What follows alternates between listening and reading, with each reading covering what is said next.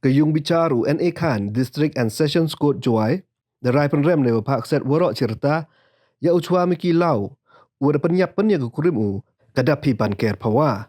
Kamu pun kemua ini dah jia yang kat witerik ubnai pra usnem arajar kat pra. Hewa upa uchwa miki lau du ujor FIR Jowai Police Station wahai por kat wisan pau imen ukon uchwa miki lau uwasa akamala wanengkong ngani kayung delang ke kurim wa lengut ikon.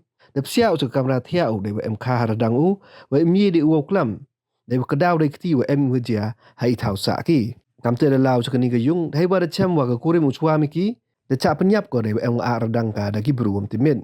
Yakani ketekit dale ada WPSI I Kalprat dewa charge sheet apo ikan don 307 wa 302 ke IPC. Hadin wa pendep bichaar chem wa uchwa miki hi wa penyap ya kurim wa de pak sadi o Wyrta delang ke kuna kawasan Hajar.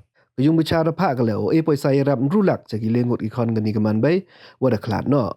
Kamu aku dah ini wa ini to iwrja ha ibi iyung wa amariat sesim Jowai wa hai por po gi plit agani kata wajia de cem gi wa ni keman bay de tia yap ko hai sna mo bon wa uni kurim gole demen so ne cha rdang he. Hadin ini de cem la ya kawi ke teri akwai ko wa de mure go pen MK mo le ya ini ikam hai wa ki wa bon gi bru de suba ki wa chwa miki. Hadin no penyap uya kurim dewa rdang da open do o yo ohi yo lek ki pulit o suba wa to o le ini ikam kadapi ban ke pawa man go ko sikai skur ko MR hoknis na mirtai poro jia ini wa ini yung sa ki to iyong gabay ukurim go.